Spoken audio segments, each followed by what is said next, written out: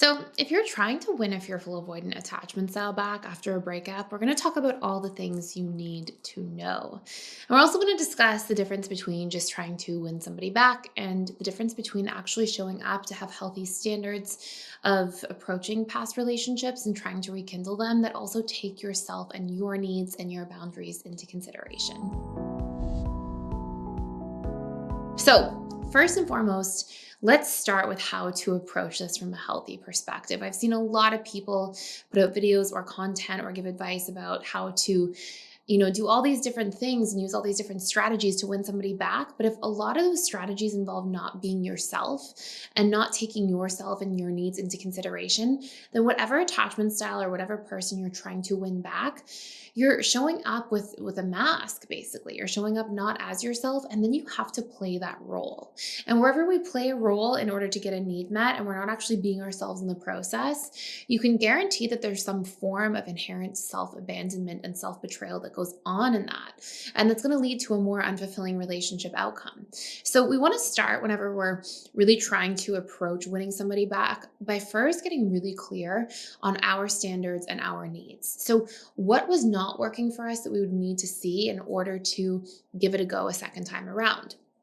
Did we need more certainty, more consistency? Did we need more reassurance? Did we need more presence or quality time with a person? Did we need more open communication or authenticity and vulnerability? Like, what were the things that you really needed? And you want to start there as a reflection point before trying to win anybody back at all.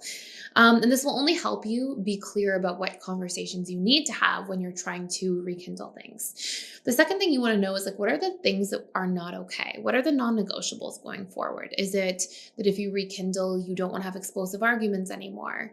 I know as I have such a huge soft spot for fearful avoidance because I was one, I know that sometimes fearful avoidance can threaten to leave a relationship a lot. And I know that comes from like just pure fear as a fearful avoidant in that moment.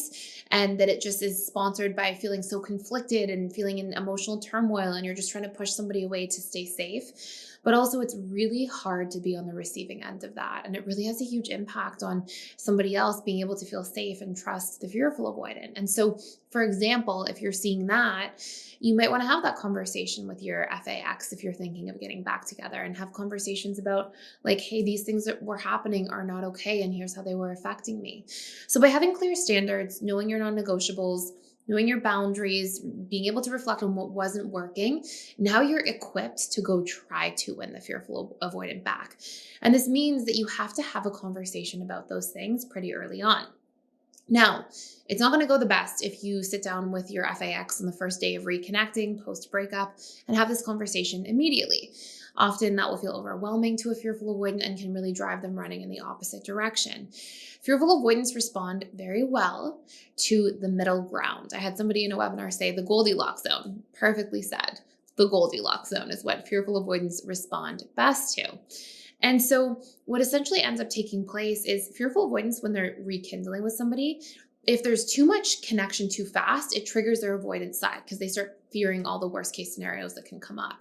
If there's too little connection too fast and they're not feeling seen and connected from an emotional perspective, fearful avoidance can end up feeling rejected and be like, oh, it's not going to work. They're not, here and present enough. So that can also cause them to deactivate, even when with a dismissive avoidant. And so what needs to happen is this middle ground has to be a crucial part of the win back experience. And it starts with opening up a dialogue, having some kind of connection, whether it's over a text or over a phone call, and then asking to just chat in person. Hey, there's some things on my heart, or there's some things that have been on my mind. Can we grab a coffee and talk? Or can we grab a drink and have a chat? Like just something that's there that's authentic. Then it's really important to validate the fearful avoidance feelings and needs. Fearful avoidance respond very well to a few crucial things in the rekindling experience. Feeling seen, feeling heard, feeling understood. Okay, so by validating their feelings and what was hard for them in the relationship and what you can be accountable for and having that conversation and leading with that and really leading by example because you want your fearful avoidant ex to also be able to do that. So by showing up for that first, huge, absolutely massive, goes a really long way. And by giving transparency, fearful avoidants feel safe when they feel like there's transparency, when they can understand everything, why you did what you did, why you said what you said. and where you were coming from and what your fears were that were sponsoring that. Like if you said something that they took as a rejecting statement, if you were like, hey, I said that and it was the wrong thing to say, but I said it because I was feeling afraid and I didn't know how to better communicate that I was feeling afraid. So it came out in that messy way and I'm sorry. Like stuff like that, fearful ones are like, oh my goodness, it feels like the clouds part. Like it feels like everything makes sense. And fearful avoidants can like feel safe and comfortable opening back up. Fearful avoidants often don't realize it, but they're really seeking a lot of safety from relationships at a deeper level. They're just seeking that safety through like understanding, transparency, context for things. They kind of seek it in a different way rather than like our AP version, which is often through reassurance or validation. So this is really important. Now, the next part is once you've owned your part, validated their feelings, made them feel seen, heard, understood, and then given context and transparency, then you want to start asking questions like, hey, I've missed you. I don't want to like jump back into something immediately or overnight, but I'd like to start spending some time together again. And like, what would you need if we were doing that? What's important to you? What do you feel like was missing? And what could we do?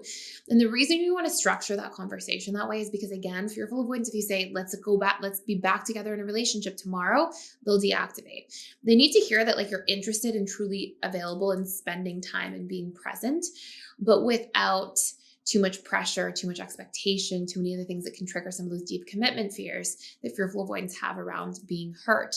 Now, I'm going to keep going and share a couple more things in here, but if you want to do a deep dive into like how to, deeply communicate these things in detail, all the conversations you need to have, you want scripts for them, we have a course called How to Repair a Relationship. And you can check it out for free for 7 days. It has all this stuff and more with workbooks, examples, worksheets, everything mapped out, tons of detail, even like scripts of the different things you can say. And again, it starts off with like getting clear on your boundaries, your non-negotiables, your standards. So you're doing it in a healthy way. And again, you can check that out for free for 7 days using the link below. It literally in the first hour of just sitting down, it's on a super long course. You'll get really clear on what you should be doing and how to do it in a way that makes you feel comfortable. So anyways, what you can then go into doing is you can have a conversation. Once you've had the conversation about their needs, are they interested in spending time together, staying in that Goldilocks zone? And then you can go into yours. Then you can go into your boundaries, your non-negotiables, what you need to feel validated and seen. And honestly, that conversation is a vetting process. It's making sure that if you're going to invest your time with somebody, that it's fair for you too. It has to be like a mutual reciprocity of understanding, of commitment to trying, and of showing up and taking ownership and accountability for what wasn't working. So those are really important things to follow. And then the last big piece here is you want to set a deadline around how long you put up with this for, right? You want to set a deadline for like how long you allow this to go on for. If you're allowing this to go on for, like you're trying to win them back and it's this open-ended, period for a week, that's one thing. You're showing up, you're seeing what's going on. Sometimes you might want to try a little bit longer than that. But if you're doing it for like a month, 2 months, that's great. But if you're doing this for a year, you're staying around too long. So you have to pick a deadline for like how long you're willing to show up and pour into this relationship and into this experience in a way that doesn't also lead to you just staying in the gray area forever and betraying yourself. So setting an appropriate deadline for like how long you'll show up to rekindle, using those crucial steps, having those crucial conversations will make a huge difference. So I hope this makes a lot of sense. I can't stress enough how important it is as, in our adult lives as we individuate. I can't stress how important it is to learn to get really good at having hard conversations. I feel like maybe I'll make a separate video about that, but it's an important thing for work, for dating, for friendships, for family relationships, for literally every area of life. Having hard conversations is such a crucial skill to master if we want to have success and fulfillment anywhere. So I know that sometimes in this video, it was not the easiest conversations to have, but this is a part of your growth and individuation and healing. So anyways, I hope that makes sense. Okay, thank you so much for watching. If you enjoyed this video and are enjoying content, please consider subscribing. I put daily YouTube videos out here all about the subconscious mind, boundaries, attachment styles, love, relationships, you name it.